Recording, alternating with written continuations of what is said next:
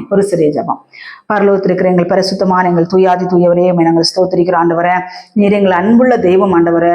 கர்த்தாவே, நாங்கள் எந்த ஒரு காரியத்தில் இருந்தாலும் எங்களுக்கு எச்சரிப்பை கொடுத்து கர்த்தாவே அந்த பாவங்களிலிருந்து எங்களை வெளியே வர வைக்கிற தேவன் நீங்க ஒருத்தர் தான் ஏசப்பா. உமக்கு நன்றி செலுத்துகிறோம். எங்களுக்காக கல்வாரி சிலுவையில வெளியேறப்பட்ட இரத்தத்தை சிந்தி கொடுத்தப்பா. எங்களுடைய பாவத்தெல்லாம் நீர் மன்னித்தீர் ஆண்டவரே.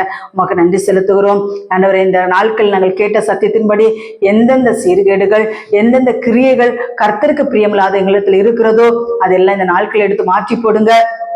இப்படிப்பட்ட நபர்களை விட்டு நாங்கள் வெளியே வரவும் எங்கள் தேவனாகிய கர்த்தர் எங்களுக்கு உதவி செய்யும்படியாக ஜெபிக்கிறோம். கர்த்தாவே, எந்த ஒரு தருணத்திலேயப்பா எங்கள் மாமிசம் கிரியை செய்து விடக்கூடாது. எங்கள் மாமிசத்தை நாங்கள் ஜீவபலியாக உங்களுடைய சமூகத்தில் ஒப்பு கொடுக்கிறோம் அப்பா. ஆண்டவரே, உமக்கு ஸ்தோத்திரம் ஆண்டவரே. கர்த்தர், எங்கள் மாமிசங்கள் எந்த இடத்திலையும் கிரியை செய்து விடாதபடி, எங்கள் சுயங்கள் கிரியை செய்து விடாதபடி பரிசுத்த ஆவியானவர் எங்களை வழிநடத்தும்படியாக ஜெபிக்கிறோம்.